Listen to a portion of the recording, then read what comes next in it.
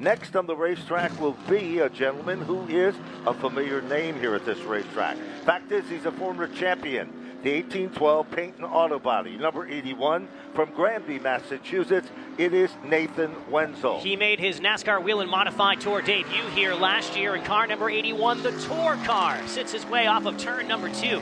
Almost jumps onto the curb, but rockets down the back straightaway. Wenzel looks to pick up the provisional pole, this time off of turn number 4. Will he do it?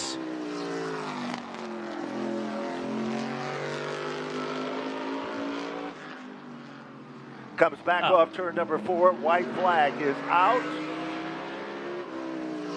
12.115, so new provisional pole sitter. I jumped the gun on this when I thought we were still at Lancaster, where we didn't get a warm-up lap last week, but that was a half-mile track. This one, quarter mile, you need a warm-up lap, and 12.041, the time of record for young Nate Wenzel, the local, the provisional pole sitter, among our 25 cars to take time. Well, the third car to come out and take time will be car number 29.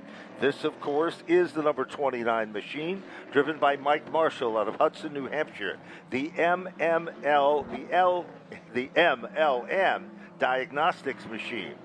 Making his visit to the Modified Tour, he said the real story here, his family had street stocks that were championship cars, but as a youngster, he always inspired to run an open wheel modified. He says, I understand I don't have the equipment, but I'm here, and if you, well, a strong case of heart and dedication that could put me in this show. Here he comes off turn number 4. White flag will go into the record books. 13.076. 13.076 for Mike Marshall. Car number 29. There are all sorts of victories here tonight. Of course, the champion to be champion of Duel at the Dog, the Whelen Short Track Cup champion, and then there are the moral champions too. For example, Mike Marshall out here having a pretty solid lap for his race car. 12.522. That'll put him number 2 on the grid as we look at veteran campaigner Ken Hegy out of Calverton, New York. The driver who calls Riverhead Raceway home on a, I would say, similar racetrack, similar in size, but as far as bankings go, this is quite different. A track that opened in 1971, half dirt, half asphalt. They just put the asphalt and the concrete in the corners and let you just run on dirt in the middle until 1974 when they paved the entire thing. A repave last year, and the asphalt has settled well. And lap number 1, Ken Hegy will drive it through turns number 3 and 4, come down to the white flag lap. 12.133, 12.133, so he's number 2, 81 and 18. Do they swap numbers and positions on the racetrack? Solid run, 12.037. That's going to put Ken Hegy, the 58-year-old, on the pole, the provisional pole, for the USNE Duel at the Dog. Well, coming up next will be the 5th car, and that's the Eversol excavating car. From Hummelstown, Pennsylvania, car number 5 for Carl Eversol. Eversol happened to be very quick in the first round of practice. They continued to work and dial the car in, but he was among the top 5 cars. Will he be able to maintain and be able to pull that off? Dives to the bottom of turn 1, nice and tight to the line, drifts way out wide. Points it to the inside lane. He comes back. White flag is out. Lap number 1, 11.849. He moves to the top of the charts with car number 5. The first one to break the barrier. No big surprise for Kyle Eversol to have a strong run here. He was top 10 at Seekonk earlier this year and will continue to set fast time, 11.888 for Kyle Eversol, who has a nice record here at Monadnock Speedway. Next on the grid, John Michael Chanette in car number 8. What a great story this is. We've seen Ryan Newman in this race car, but the proper driver, the normal driver of this, Chanette, will wheel it off of turn number 2. You know, this young man started out working in the concession stand at Thompson Speedway. He's behind the wheel of the USNE Power Equipment 82 services car. Worked his way up, lives in the South, works in the South on Cup cars. Lap number 1 goes into the record books, 12.048, good enough to move into the top 4. Looks to pick it up. He's had a lot of good drivers. Back end snaps around on him. They say that loose is fast, but not that loose. as Chanette will have to fire it back up, and his second lap will not be the one that he was hoping for.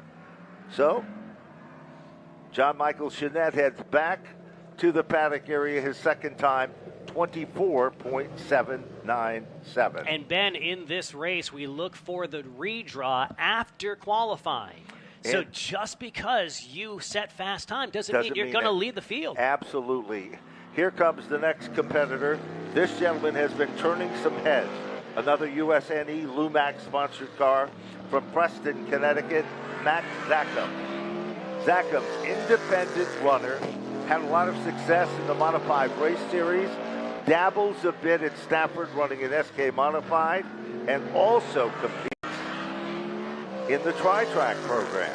He does get around. He has a best finish here of 7th back in 2016. It's his first race on the NASCAR Whelen Modified Tour since Seekonk, and Max Zackham, the 32-year-old, takes the white flag. 11.955 puts him to position number 2. Max Zackham, former legend standout, and as you mentioned, Ben, it does not matter the discipline. He's fast in that number 20. He certainly is. Looks to move to the top of the charts. He does not do it. 11.909. Up next is another individual that is, well, a familiar name here at Monadnock Speedway.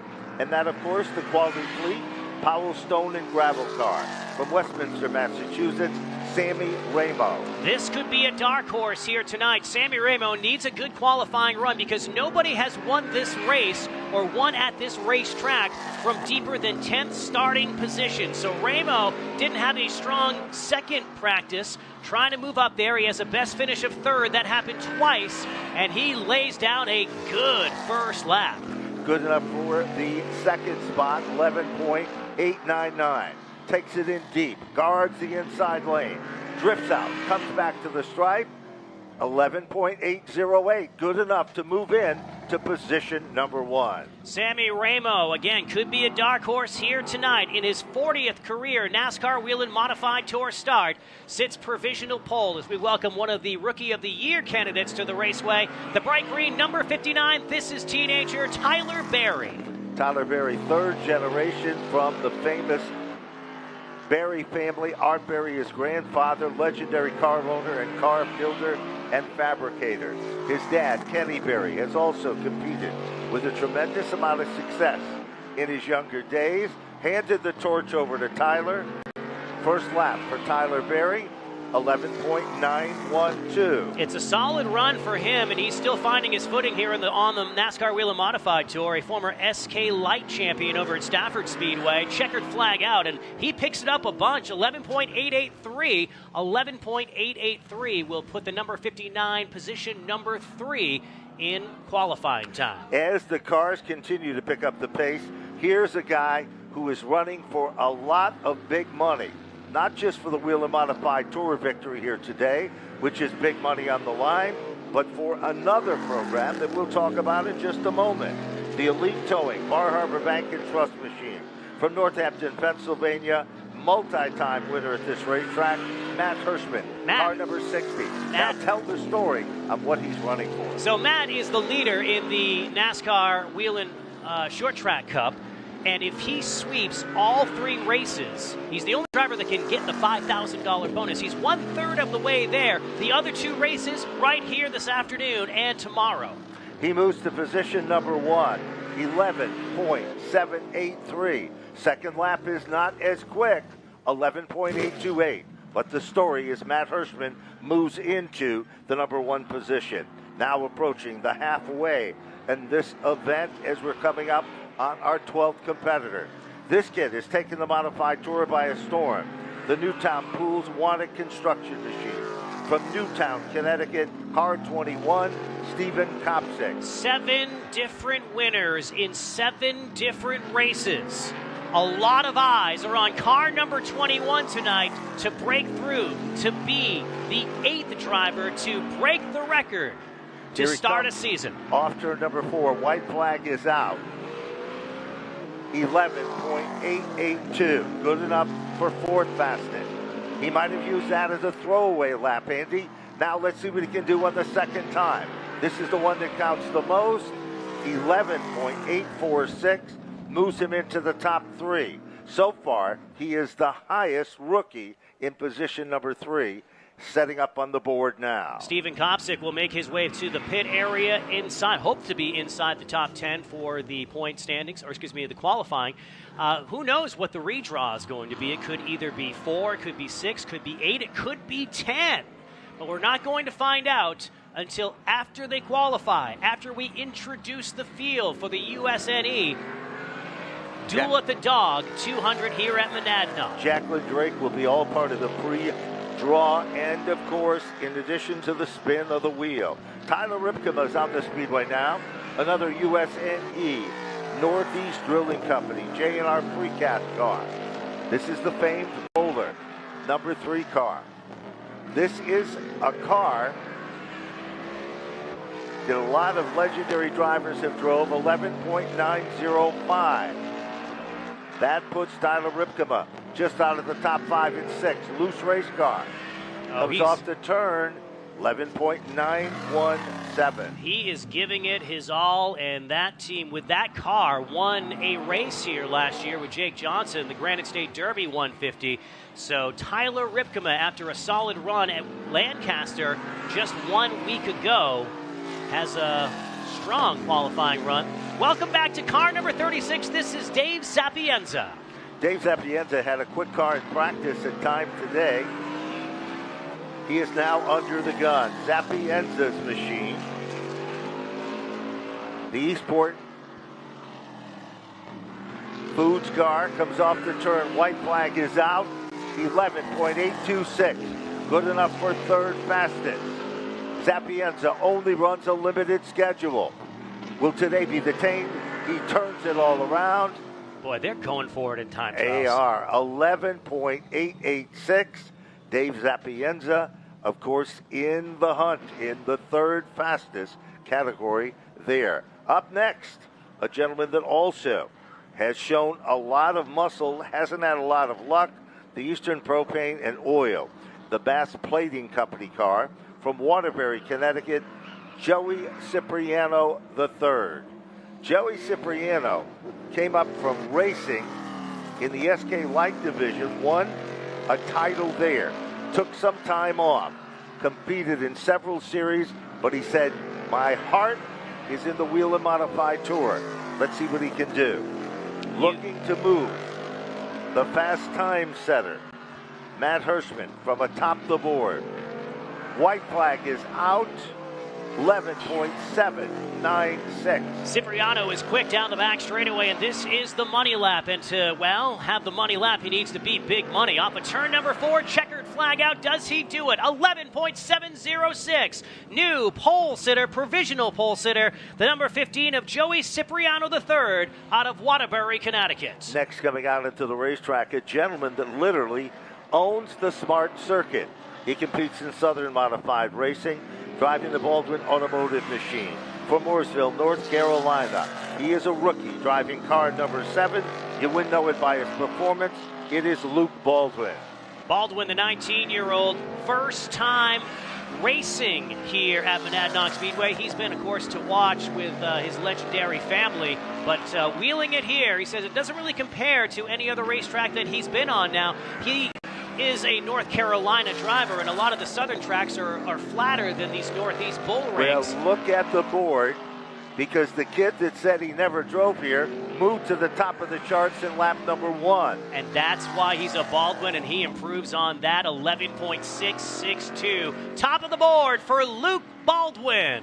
He's already a 2-time pole winner this year, trying to take the overall lead in Hoosier Tire poles with 3 if he could hang on for the rest of the field. So the story right now is Luke Baldwin is among the quickest cars. Joey Cipriano is 2nd. Matt Hirschman is 3rd. Sammy Ramos, the independent, is 4th. Dave Sapienza rounds out the top 5. Next we go to Tommy Catalano, the FX Capero machine from Ontario, New York. The Catalano family always are fierce, and this family has quickly figured out this racetrack. And they will tell you that they think they have something today. This is the 16th car of 26.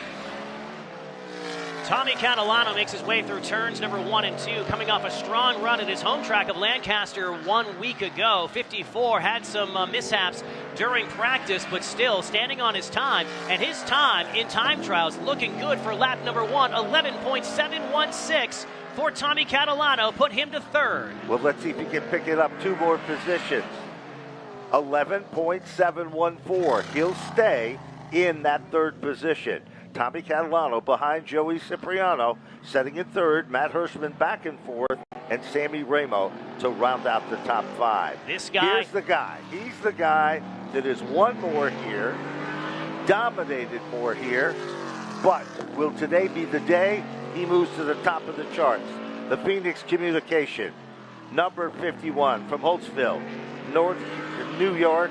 It is Justin Bonsenor. The drive for 5 continues off of turn number 2, a driver who has had an up-and-down year by Bonsenor standards. And speaking of 5, he has 5 wins here, the all-time winningest driver of Monadnock Speedway. Comes away with position number 2 on lap number 1, 11.680. He's closing in on Luke Baldwin. What does his exit look like? And here's the checkered. It is 11.584. Kyle Bonsenor lives up to his reputation. He moves into position number 1. But another Bonsenor who's red hot. And that, of course, the Shalu Performance Machine, the MTT Munz Auto Car. Feature event winner this season as well on the Whelen Modified Tour. The Shore, New York driver of car number 22, the McDermott family prepared race car. Let's see what he does off turn number 4. Kyle Bonsenor in car number 22. You know, you take the 2 Bonsenors, and who has the biggest mojo among the 2 of them? For years, it would have been Justin. I would say the last 3 weeks, advantage Kyle. And with a lap like that on lap number 1, that's the fastest first lap we've seen thus far. Kyle Bonsenor trying to take away the pole from his cousin. Can he do it off of turn number 4? Checkered out. 11.602. It'll have to stay in the second spot. But here's a guy that can move to the top of the charts. The Riverhead Building Supply, car number 46. Also a big winner when it comes to the Whelen Modified Tour this season. Rode the elevator, the Miller Place, New York driver for Craig Lutz. Lutz in the Riverhead Building Supply car. He said earlier in the pit area, I really have a different line than most at this racetrack. But the question is, will that be the line I can race with for all 200 circuits? Here he comes, lap number 1. You don't want to burn that fuse too quickly, and that's been the case for Craig Lutz a number of times. I mean, no dispute in the speed of the race car, but putting an entire race together has been a different story. As Ben mentioned, they did it earlier this year at North Wilkesboro and has a solid run. That's going to give him 4th on the grid, 11.676 for Craig Lutz in car 46. Well, here's one of the local guys that's been tearing up the short track program here in the state of New Hampshire. He'll be sitting behind the wheel of the Bar Harbor Bank and Trust Machine. Car number 25 from Sunapee, New Hampshire, Brian Roby. Roby would have to be considered one of the hometown favorites around here with a tremendous amount of success as he competes today. He'll tell you he struggled a bit running the Whelen Modified Tour in the past, but now he says, my confidence is up, the equipment is good. Bar Harbor Bank is his driving force behind the scenes. Here he comes. White flag is out. 11.611. That's good for Brian Roby, position number 3 on lap number 1. He has been tearing up racetracks, as Ben says, all over New England. His engine has been tearing up Facebook pages over the last couple of weeks, but he set that straight and now stands at 3rd position with 11.839 for Brian Roby. That so far is the strongest independent runner we've seen so far. Up next is the USNE Power Machine. That, of course, is car 56 from Ontario, New York. It is Trevor Catalano.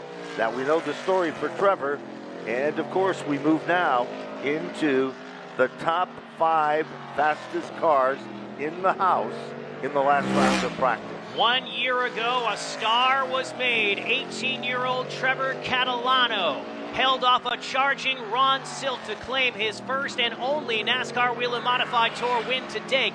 White flag out, 1 lap to go, and a solid opening lap for Catalano. Car number 56 is just outside the top 5, trying to pick it up. Nice smooth line through 3 and 4. He was 6th on the first lap. Second lap, well, he moves into the top 5 with a time of 11.725. So now we move to a gentleman last season. When he came to this racetrack, he was in the hunt for the Whelen Modified Tour title. The Blue Mountain Machine Future Homes car from Norwalk, Connecticut, the Phil Moran prepared, number 16 for Ronnie Silk. This guy knows how to get around Monadnock Speedway big time. 325 laps here. The problem is, the last lap has not been any of them. 0 wins. It's his 14th race. The guy with 27 Tour wins makes his way through turns number 3 and 4. White flag out, 1 to go. 11.711. 11.711. He moves into the 8th position. And bobbles a bit going into turn number 3, like there were still bumps there from the previous asphalt. 11.781 for Ron Silk, so he'll fall outside of the top 5 and land in, where did he land? In the 8th position. 8th, okay. Here we go. This guy could move to the top of the charts. The Fleetworks Incorporated car from Orchard Park, New York, car number 1. Turns some heads in Lancaster, a facility he calls home turf. Patrick Emerling. Emerling is the defending Whelen Short Track Cup champion. Used his win last year in the Winchester Fair to parlay into a championship run for the NASCAR Whelen Modified Tour. White flag out, and 11.601. Give position number 2 to Patrick Emerling. Is this a pole run? An assault on Bonsenor in turn number 4. Here he comes, crosses the stripe. 11.487. Car number 1, Patrick Emerling, moves to the top of the board. How about that? Are you not entertained by time trials here tonight? The drama, and we have not even reached the USNE Duel at the Dog 200. Coming up next, the big winner, last time out at Lancaster, the G&G Electrical Supply Dell's electric car. For, of course, from Northampton, Pennsylvania, Merce's Flying Irish car for Austin Beers. Beers has won here before. He likes this racetrack. Let's see what he can do. Will he be able to bump Patrick Emerling off the turn? White flag lap. Austin Beers. 11.567. Good enough for second fastest. Andy, will he have a giddy up on the final turn? If momentum is anything, Austin Beers has it all. Does not pass Patrick Emerling, but stays on the outside of the front row with a time of 11.568 for the 23-year-old out of Pennsylvania, Austin Beers. One more car to go, and what a story this would be if he can nail it. It sure would be. This is kind of a Cinderella story. Michelle Davini's husband passed away. She is the owner of the car. They are from the Mount Monadnock area of racing. They brought the car in Anthony Noella. He was among the quickest cars in the final practice of the day. Off turn number 4, Anthony Noella, a car that literally glows on the racetrack. The Extreme Motorsports car heads down into turn number 3. Back on the throttle, white flag is out. 11.698. He needs to pick it up, but it looks so good going into turn number 3. If he can get on the throttle here quickly, it's going to be a good lap. Checkered flag out, picks it up. Yeah, not enough, though. Not enough. Good enough for second, though. So here's the story. In time trials here today, Patrick Emerling will be the fast time setter, 11.487. Car number 17, Anthony Noella, second fastest. Austin Beers rounds out the top 3. Justin Bonsenor was 4th fastest. Kyle Bonsenor would be in the 5th fastest spot. Working their way through the top 10, Brian Roby was 6th. Car number 7, Luke Baldwin was 7th. Trevor Catalano was 8th. Craig Lutz was 9th. And Joey Cipriano would round out the top 10. 11th spot was Ronnie Silk. Tommy Catalano was 12th. Matt Hirschman was 13th. Sammy Ramo was 14th. Dave Zapienza was 15th. Then it was Stephen Copsic in 16th. Kyle Eversol, 17th. Tyler Berry was 18th. Tyler Ripkema, car 3, was 19th. And Max Zackham would round out the top 20. What a great top 20. Then you have Ken Hegy in the 20, in the 18, followed by Nate Wenzel, John Michael Chanette, Mike Marshall, and Gary McDonald rounding out your top 25. And ladies and gentlemen, we are set for the USNE Duel at the Dog 200 and race number 2 in the Whelen Short Track Cup, the $20,000 point fund to be spread out here this weekend in special 3-race series. And speaking of big money, I said earlier, Ben, you did. We were giving away $1,679. Very specific number. Right. And I said $1,600. Okay. So we're looking to give away at least that amount of money because last year in this race, we set a record for 50-50 given away. When we say $1,500, when we say $1,600 or $1,679, we mean that's what you take home. Put your hand up if you've already picked up a 50-50 ticket tonight. All right, let's see. Great support in turns 3 and 4. Turn 1, I'm looking at you over there, too. Now, if you want another 50-50 ticket, keep your hand up. And for those of you, we're not shaming. We're just saying you can be a little late to the party. If you have not grabbed your 50-50 ticket, I don't have an update, but I know we have a large jackpot, huge crowd here tonight. We're going to break the record. And I want it to be more than $1,679. I'd be disappointed if it were less than $1,500. I don't think we're going to get there. So get your tickets now. 50-50 break.